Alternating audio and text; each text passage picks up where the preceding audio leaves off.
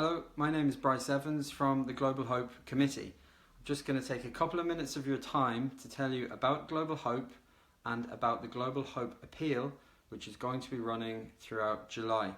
Global Hope is the university's international volunteering programme.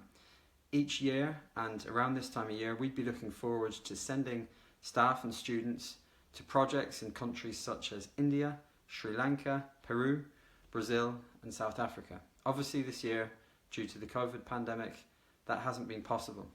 But hopefully through the Global Hope Appeal, we can continue to help our partners around the world. We can help our partners through various means, such as sending them online lectures to aid with English language classes. But unfortunately, some of our partners in the developing world need financial assistance. Now, you might well be asking, why at a time of suffering and hardship in this country are we looking to send money abroad? And it's a good question.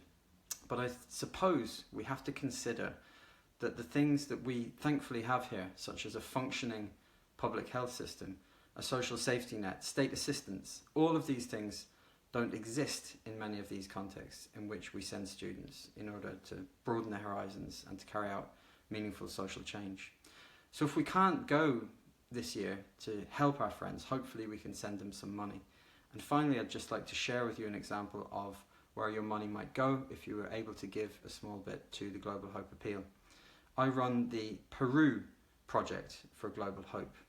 So we take students to assist Brother Victor Ramos, who is a young man who runs several projects for some of the poorest people in Peru, in the second city of Peru, Arequipa. One of his key projects is a primary school in the slums of that city for the very poorest children.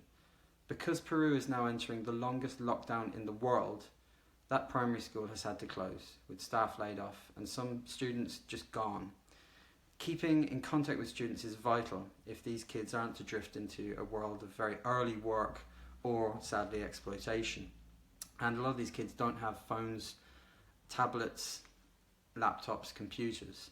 A lot of the teaching, if these kids have mobile phones, is carried out via WhatsApp or text message, so it's imperfect.